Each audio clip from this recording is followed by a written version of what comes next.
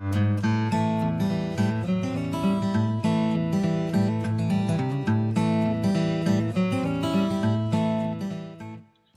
with us through beautiful Southern Oregon as we visit the gems of the Rogue Valley.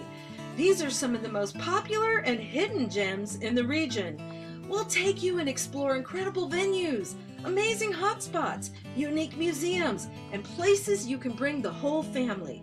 So get ready for your hosts, Cassandra Wass and David Nienow.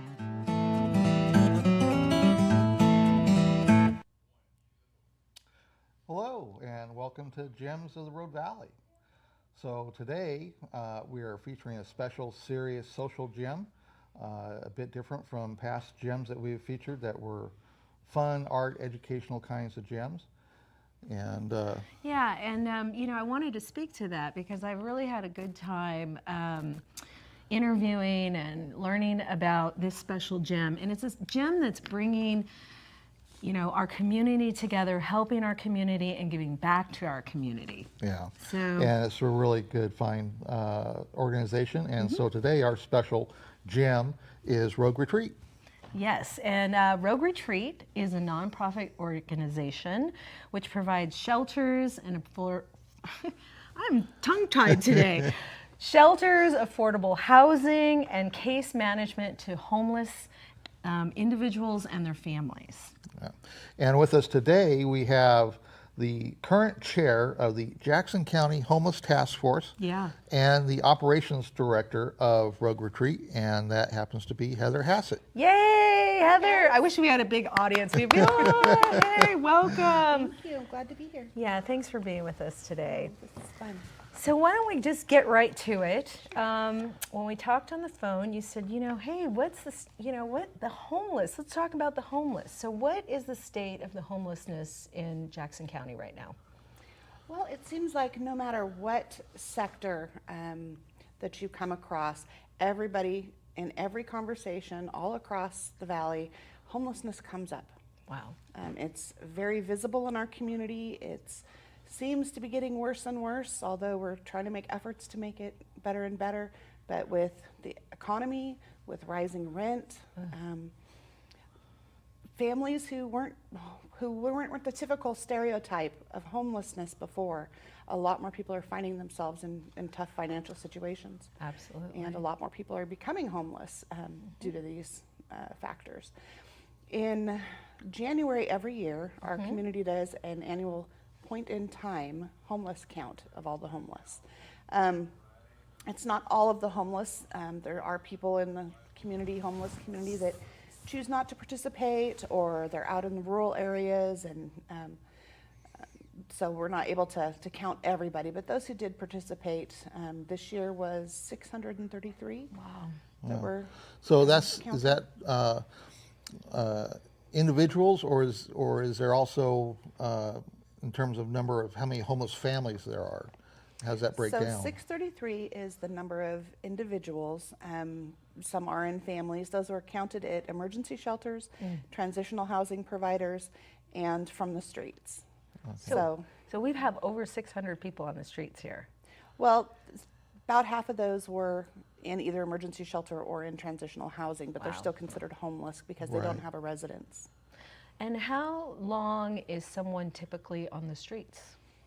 It varies greatly. Like I said, we have a lot of new first-time homeless in our valley because of the economy. Right. But there's people that have been out there for 20 years. So Wow. it's huge gamut of different circumstances. Every case is different. Right, and we were talking at one point, you said there is a fine in Medford for sleeping on the streets. Okay, so tell us a little bit about that. Sure. So, some people have heard the term of criminalization of homelessness. Right. Basically, what it boils down to is if you don't have a regular nighttime residence, it's illegal for you to be alive. It's $3,000 for a ticket if you're caught camping within the city of Medford. Of course, if you are fortunate enough and have it together enough to go to court, they'll lower that, but most people don't show up to court. Right, so. because if you're homeless, you And usually then you don't have wind the up money. with a criminal record. If you Right. failure to appear to court, then you wind up in the in the system, and you can be arrested, and there's just a vicious cycle. Yeah. So we're trying to do Yeah. different creative things to help prevent that. So within Jackson County, you're one organization providing support to homelessness, but I know that there are other support resources. How many other organizations exist in Jackson County that you're a part of that works on this? So, as chair of the Jackson County Homeless Task Force, we have a meeting every month, and probably on average about 20 organizations come around the table every month. That's great. Every fourth month, we have our meeting here in Ashland, and then the rest of them are in Medford. And so there's a lot of other organizations, whether it's people who are touched by homelessness, like Head Start, Yeah. or other organizations that directly serve the homeless, like ORA, which runs, that's the Options for the Homeless Residents of Ashland. I'm sorry, there's so many acronyms in our industry. Right. It's There's a ton. if you catch me with an acronym, let me know and I'll spell it out for you. But Options for Homeless Residents of Ashland, which runs the winter shelter system here, they come to the meetings. So St. Vincent de Paul, Salvation Army, Community Works, just a bunch of different organizations that Hearts with a Mission is a youth shelter in Medford. Wow. Well, what I'm hearing is that, we really got to get these people off the streets at nighttime. Like, really, they've got to be somewhere, and they need somewhere to be. So why don't we talk about the organization you're from, Rogue Retreat. How did it get started? Well, back in 1998, my boss, who is the executive director, he's a pastor, and him and a bunch of friends kind of were just sitting around a table, just kind of like we are, and just discussing how to help people caught in different types of dysfunctions and addictions and things like that, who just seem to keep stuck in this cycle. Because a lot of times, his favorite saying is, they just need a hand up, not a hand out. Yeah. Sometimes they've found themselves in a hole so deep they can't climb out. They need help. Right. So, and then once they're able to get back on their feet, they can become self-sufficient again. Yeah. So it's really all about giving them that hand up out of that never-ending hole. Right. So they formed Rogue Retreat. The nonprofit became in 1999. They had a friend who was opening a men's recovery house and said, our missions kind of align. Can we just put this underneath Rogue Retreat for homeless? And so that's what they did from 1999 to 2006. They ran a series of different men's and women's recovery houses in Medford. At one point, they had 5 different houses. Wow. But the model for that kind of house was where the residents who are in recovery pay the full rent. And so that's kind of a model for failure. Yeah. Because when you're depending on people to be dependable who are just coming out of addiction, that wasn't working well. So they're needing some support there. yeah, they needed some support there. So that kind of model didn't work. And Right. so Rogue Retreat kind of reevaluated and determined to become a homeless permanent supportive housing program. They applied for a grant from the state of Oregon that allowed us to purchase the apartment building that we had a mortgage for Okay. on Riverside. Okay. So with getting that grant, it really transformed Rogue Retreat. Yeah. We were able to purchase the building, get out from underneath that mortgage. There was money to remodel it, so we spent money on materials that would be very lasting, like hardwood floors and tile countertops. We didn't have to replace carpet every time somebody moved out. Right. And so at that point, that really changed because there was money for case management and rental subsidies. And so we'd never had that before. Wow. So we were actually able to hire full-time staff at that point. I was the first staff, April 1st of 2009. Wow. April Fool's Day, I keep telling my boss, Yay. joke's on you, I'm still here. But so that's really where things really transformed for us. And so we've been adding programs and adding housing and adding other things since then. Well, your mission statement reads, creating opportunities for the homeless to have hope. Oh. And so what housing programs do you offer in creating that hope? Okay, that's a good question. Yep. So, We just want to. What are your nice yeah. segue. It's a nice segue. So we have a couple of different programs. When we were able to buy that property, the state called us back.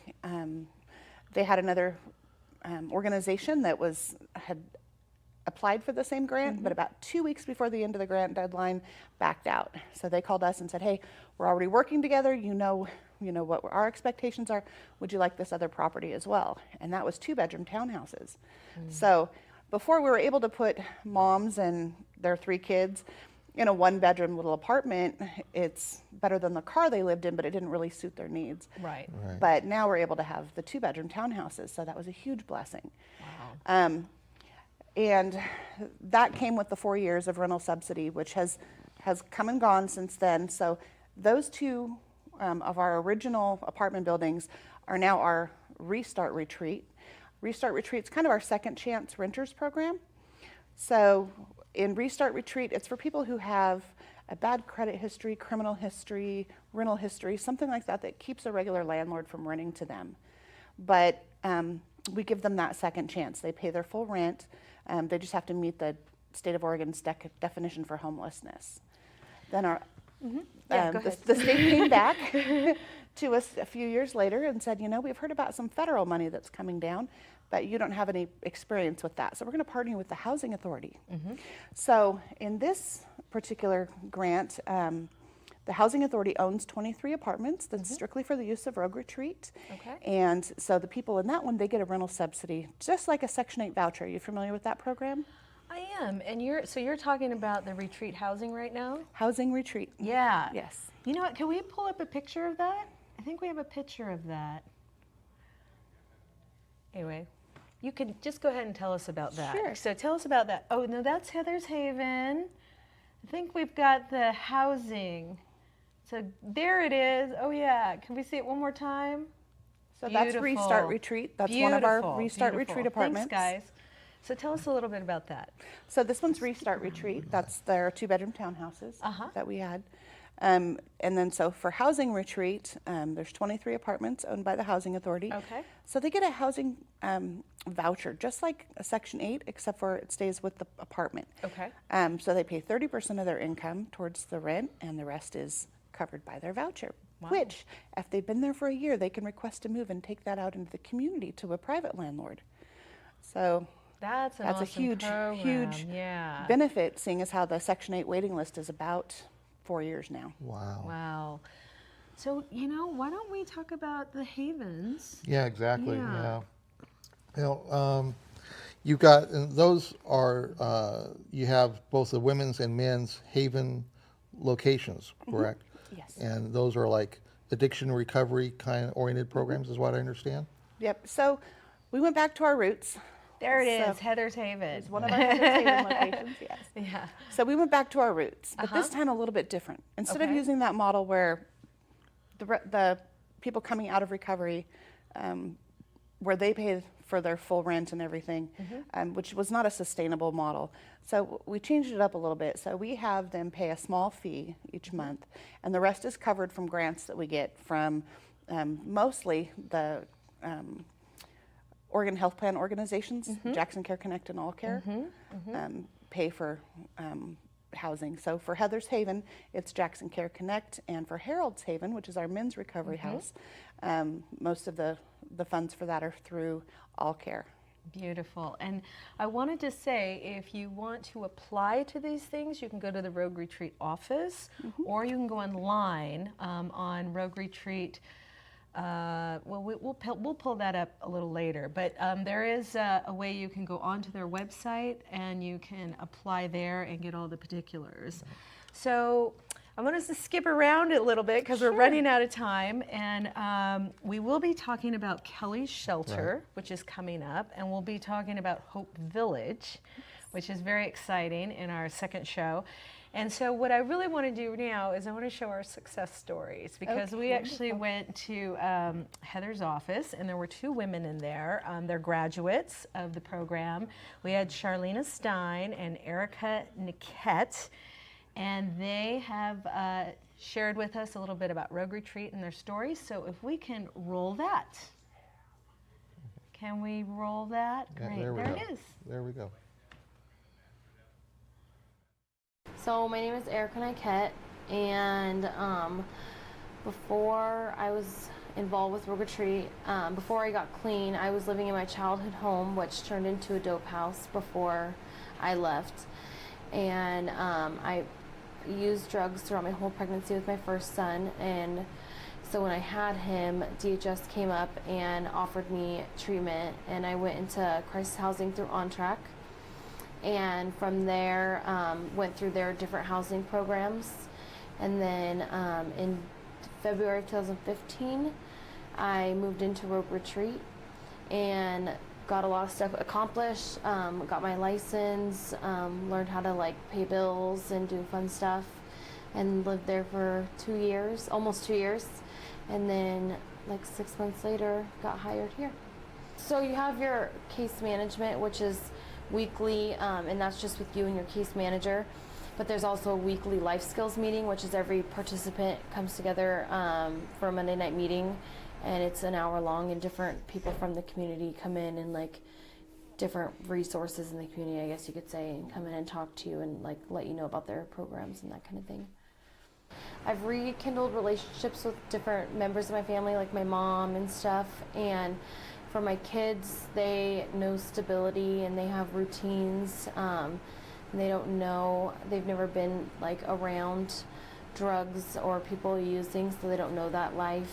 I don't think I would be where I am today if I didn't have the tools and stuff that I was taught through Rogue Retreat stuff and different things.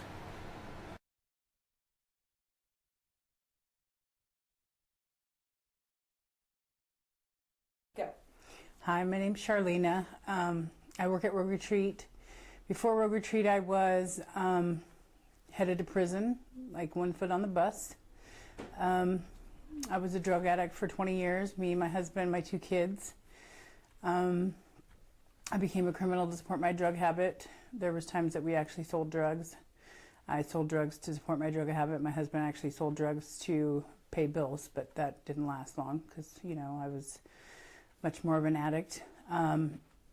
Because I became a criminal, I became someone that was looking at a Measure 57, which is if you get one more charge of a certain amount, it's an automatic 18 months in prison, which I acquired that. I was able to get into Rock Court, and while I was in jail, I found out about Set Free Christian Fellowship, which led to finding out about Rogue Retreat. We were lucky enough to get into Rogue Retreat, which between Rock Court and Rogue Retreat literally saved my life. I'd probably be dead or in jail without them. In 2014, they needed a volunteer, which I became a volunteer, and then they discovered that they needed someone to work full-time for the volunteers position that I was doing, so they created my job position. I've been working for them ever since. I'm now the enrollment manager. I deal with applications, I interview people, I enroll them in our program, and I'm just would be dead or in jail without Rogue Retreat. Wow. For the last probably 7 months, we've been off full government assistance. We no longer have any assistance. So we're not on HUD, we don't get food stamps, so we're fully self-sufficient, which we've been on food stamps for, I don't know, ever. And I hadn't worked for 12 years. And then I started working for Rogue Retreat. So I didn't ever plan on, my goal was to get Social Security and smoke dope. That was my goal for the rest of my life. When I started working, we just had Rogue Retreat, which was, Rogue Retreat had Restart Retreat, which is where you pay all your own rent and your own utilities, which is properties that Rogue Retreat owns. And then we had Housing Retreat, which is our partnership with the Housing Authority. Now we have Restart Retreat, Housing Retreat, Heather's Haven on 4th and on Franquette. Now we have Harold's Haven. Now we have Hope Village. So, and we have the Kelly Shelter. So it's just kind of funny, since 2014, we've just blown up. I'm grateful every day. And I get people that call me and they're just mad. And they think I'm some high and mighty, and I've never, you know what I mean? Like, you don't know what it's like to be homeless, and you don't understand. And I just have to kind of, I don't want to say jack them up, but I do. hey there, I've been there, I've done that, don't get mad at me, you know, and I have to explain to them I was going to prison and I understand what you're going through, and I had me, my husband, my 2 children, and 5 cats living in a little tiny Honda. Don't try and tell me I don't understand. I do, and by the time we get off the phone, they're better. They will do whatever it takes to help somebody, you know, and they'll give anyone a chance. But Rogue Retreat will be what you make it, and I tell people that because don't get me wrong. I mean, we have some stories that aren't all that great, but we have more success stories than we have that kind of stories, and that's what makes it worth working here. But Rogue Retreat will be what you make it. It can be great or it can be horrible. It's really, really up to you, because we'll give you every chance that we can, and it's really just up to you. If you want your life to change and you want it to be better, it'll be better.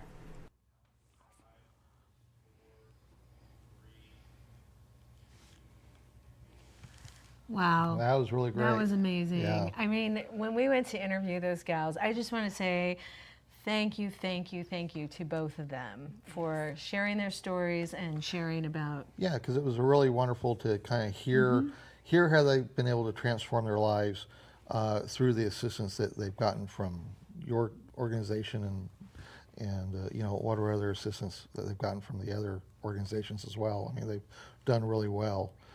So Yeah, it's a and really- like Charlena was saying, she's like, you know, there's some that don't make it through, but we have more success stories than not, you know, and And Charlena and Erica are stars. they are. They are stars. They're So superstars. in our logo, you'll see 5 little stars. We believe Yeah. that everybody that comes in starts at, they're a star, Oh.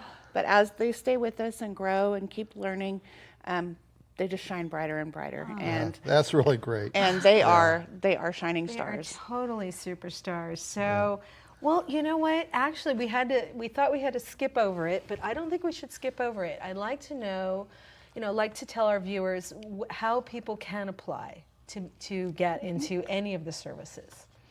So there's a couple different ways that people can apply. Okay. They can come into our office in Medford at 1410 West 8th Street, and they can sit down even if maybe they don't have good writing skills or don't understand the questions.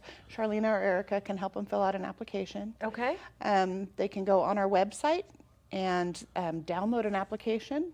If somebody maybe has a worker or something that is trying to find them housing, they can download the application there, print it off, and get it back to us.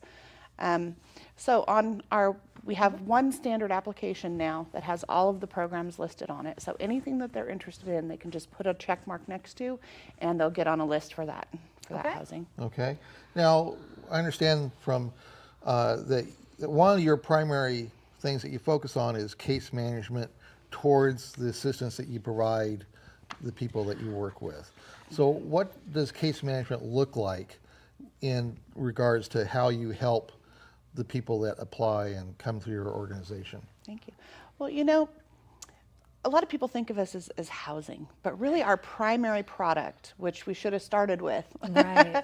our primary product is the case management. Yes. The housing is different models that we provide that case management in, but really it's all about meeting with people, helping to just find out how did they get where they're at, how can we help you get past that. You know, we empower them to think bigger because so many people are in survival mode when they come to Rogue Retreat. Just finding a goal is a goal. Right. Absolutely. You know? So whether it's going back to school or getting some more tools to be able to get a job, or maybe it's permanent benefits. Maybe somebody really, disability would be best for them. Maybe they've got some serious health conditions that they can't work. We have one of our case managers who's a disability specialist that can help them take that long journey of applying for Social Security disability. Yeah. It's you know, they start from, it's a 5-level program, so they can start anywhere from level 1, which is, do you have your ID? Do you have the Oregon Health Plan? Absolutely. Things like that. Right. Simple. Level 2 is all about, do you have a primary doctor? Because if they have unmet medical needs, mental health needs, substance abuse needs, things like that, they're not going to be able to move forward Right. until they get those things addressed. So right up front, it's all about taking care of yourself. Right. And then we start talking about education, employment, or permanent benefits. Then once they have an income, we start talking about financial literacy in the next level. It's all about getting a bank account, paying off back creditors, Sure. so that when they're ready to move on, they've cleaned up some of the damage from their past. Yeah. And then the last level is looking for another place. You know, I just think that whole program is so unique, and I think that's what actually makes Rogue Retreat work, is that you just have these case managers. I mean, I was really getting that, you know, in all our interviews, that the case manager. Yeah, I mean, it takes the effort of really assessing someone's whole situation and breaking down the things that they need to do to change things around for themselves, and developing the new set of skills to help them advance. I think that's a really great approach that I think is missed in a lot of other programs and organizations that just try to kind of throw money at a situation. And A local funder here in our community called it, that's our secret sauce. yeah, that's It is great. totally your Yeah, secret sauce. definitely. However, we only have a little bit of time left, so we do have to talk about the sauce. Awesome. So the sauce is donations, you know. Yeah. Yeah, definitely.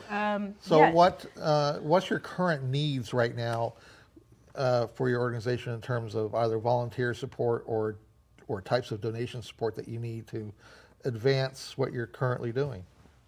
Good question. So, you know, as with any organization, we are trying to develop our donor base. Okay. So having a good, consistent base of donors to help fund the work that we do. So whether it's case management or starting new programs, Kelly Shelter is coming up, so having funding for that. So they can just go to the website. Yes. And there's all kinds of ways to donate, and they can go there, and Right. yeah. And can we pull up that?